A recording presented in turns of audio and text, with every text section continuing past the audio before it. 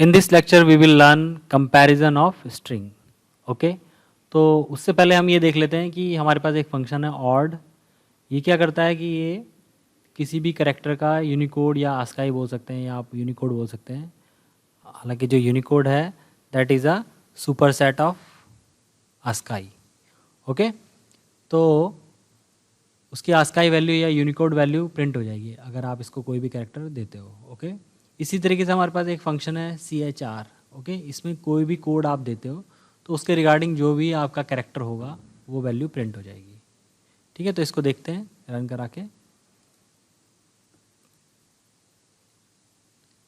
ठीक है, तो यूनिकोड ऑफ ए।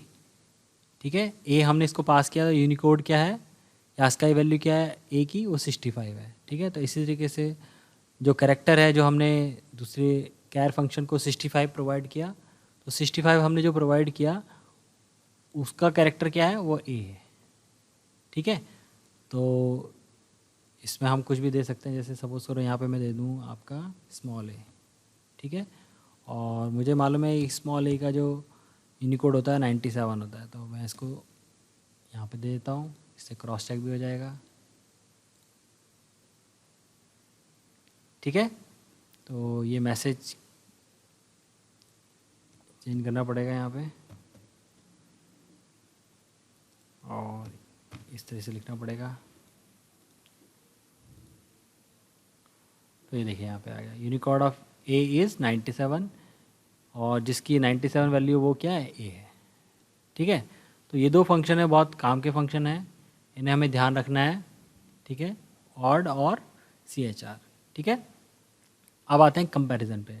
जो स्ट्रिंग में जो कंपैरिजन होता है कैरेक्टर्स का, वो किस बेसिस पे होता है, उनकी आस्काई वैल्यू के बेसिस पे या फिर यूनिकोड के बेसिस पे होता है। ठीक है, तो अभी हमने यहाँ पे लिखा है ABC। ठीक है, और यहाँ पे लिख दिया ABCD। तो ABCD क्या ग्रेटर है ABC से? बिल्कुल, ABCD जो है ABC से ग्रेटर है। कैसे? A और A जब कंपेयर किए जाएंगे तो इनकी तो सेम जो है यूनिकोड निकलेगा, B का भी B से सेम कोड निकलेगा, फिर C का C से होगा, तो इनका भी सेम निकलेगा। लेकिन इसमें D नहीं है और इसके पास फोर्थ कैरेक्टर है D। ठीक है, तो इसलिए ये क्या है, ये क्या है, बिगर है। ठीक है, तो ये यहाँ पे क्या प्रिंट हो जाएगा, ट्रू आ जाएगा। ओके, तो ये देखिए यहाँ पे ट्रू आ गया। ओके, सेकंड है यहाँ पे देखो, क्या ए के बराबर है, तो ए की जो यूनिकोड वैल्यू है और इसकी यूनिकोड वैल्यू ए की तो है, तो ए के बराबर है बिल्कुल। ठीक है, तो ये क्या आ जाएगा, यहाँ पे ट्रू आ जाएगा। ठीक है, अब मैं यहाँ पे कहता हूँ क्या B ए के बराबर है, नो।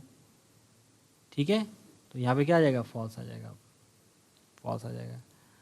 ठीक है, अगर मैं कहता हूँ कि क्या B ए से ग्रेटर है, तो यहाँ पे क्या आ जाएगा, ट्रू आ जाएगा बिल्कुल। ठीक है ना, ट्रू आ गया। क्यों? क्योंकि इस स्ट्रिंग का और इस स्ट्रिंग का पहला कैरेक्टर तो सेम है, लेकिन इस स्ट्रिंग में क्या है, सेकंड कैरेक्टर भी है जो कि इस स्ट्रिंग में है ही नहीं, तो इसीलिए क्या ये स्ट्रिंग क्या कहलाएगी, बड़ी कहलाएगी।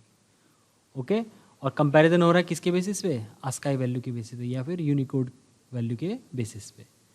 ठीक है, तो अगर मैं इसको इस तरीके से लिखता तो अब क्या आएगा, फॉल्स आएगा, फॉल्स आएगा। ओके, अच्छा एक और है यहाँ पे एग्जांपल, ABC क्या ABC के बराबर है, यस, तो क्या आ जाएगा, ट्रू आ जाएगा। ठीक है, इस तरह से ट्रू आ गया रिजल्ट।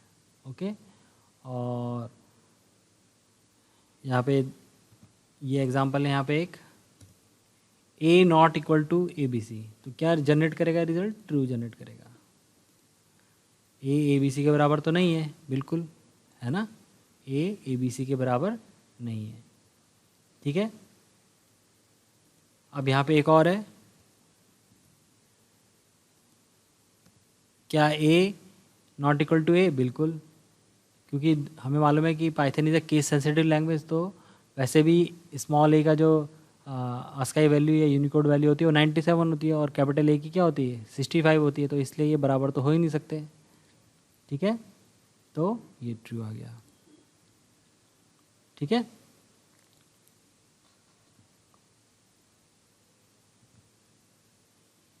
एक यहाँ पे ये गिवन है स्मॉल ए बी सी और क्या कैपिटल ए और स्मॉल बी सी के बराबर है, नहीं। यहाँ पे भी क्या आ जाएगा, फॉल्स आ जाएगा। ठीक है, तो होता क्या है कि इसमें सबसे पहले फर्स्ट कैरेक्टर के साथ फर्स्ट कैरेक्टर को कंपेयर किया जाता है। तो इसकी आस्काई वैल्यू से इसकी आस्काई वैल्यू को कंपेयर किया जाता है। तो भाई ए की क्या है 97 और इसकी 65, तो यहीं पे डिसाइड हो गया कि ये स्ट्रिंग जो है इसके बराबर नहीं है। ठीक है, अगर ये बराबर होते, ठीक है, तो तब क्या होता है, सेकंड कैरेक्टर जो है मैच किया जाता है। तो कैपिटल बी की स्काई वैल्यू और स्मॉल बी की स्काई वैल्यू डिफरेंट होती है, तभी भी क्या रिजल्ट आएगा, फॉल्स ही आएगा। ठीक है, तभी भी फॉल्स आया। लेकिन अगर इसको भी बराबर कर देते हैं तो थर्ड लेवल पे बात करते हैं कि थर्ड लेवल पे इसको सी कर देते हैं, तो अब क्या ये बराबर है, अभी भी ये बराबर नहीं है। क्यों, अभी भी फॉल्स आया। क्यों भाई, ए तो ए और ए बराबर है क्योंकि दोनों की स्काई वैल्यू सेम है, बी बी के बराबर है, दोनों की स्काई वैल्यू सेम है, लेकिन सी सी के बराबर नहीं है। क्यों, क्योंकि सी की जो स्काई वैल्यू है स्मॉल सी से अलग है। ठीक है, तो इसलिए यहाँ पे फॉल्स आया। ओके, उसके अलावा यहाँ पे कैरेक्टर्स भी होते हैं हमारे, नंबर कैरेक्टर, जैसे कि यहाँ पे 0,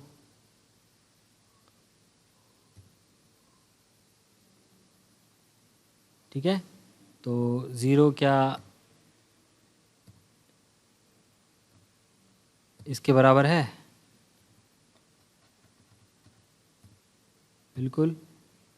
ठीक है, 0 ये कैरेक्टर का 0 है, ये कि नंबर का 0 नहीं है, ये कैरेक्टर का 0 है। ठीक है, तो क्या ये इसके बराबर है, यस।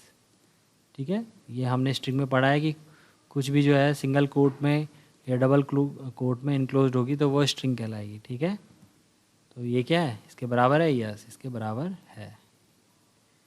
ठीक है, और अगर हम जानना चाहते हैं कि इसकी जो है आस्काई वैल्यू कितनी होती है, यूनिकोड कितना होता है, तो उसके लिए हम क्या करेंगे, यहाँ पे लिखेंगे आपका सी, यहाँ पे लिखेंगे ORD और इस तरह से इसको 0 को पास कर देते हैं इसके अंदर। ठीक है, तो इससे हमें पता चल जाएगा कि इसका आस्काई वैल्यू कितनी होती है 0 की। ठीक है, तो ये कितनी होती है, 48 होती है। कितनी होती है, 48 होती है। इसी तरीके से 1 की कितनी होती है, जो कैरेक्टर 1 है, ये नंबर वाला 1 नहीं है, ये कैरेक्टर वाला ये 1 है ये। ठीक है, इसकी कितनी होती है, 49 होती है। इसी तरीके से 1 2 3 4 5 6 7 8 और 9 की कितनी होती है, 9 की होती है आपकी 57। ठीक है, तो इसको भी हमें ध्यान रखना है। ओके, ये देखिए यहाँ पे 57 आ गई। ओके, तो इस तरह से हम कंपैरिजन करते हैं। कंपैरिजन किसके बेसिस पे होता है, यूनिकोड के बेसिस पे होता है। और यूनिकोड हमने बताया कि आस्काई जो कोड होते हैं उसका सुपरसेट है। ठीक है, तो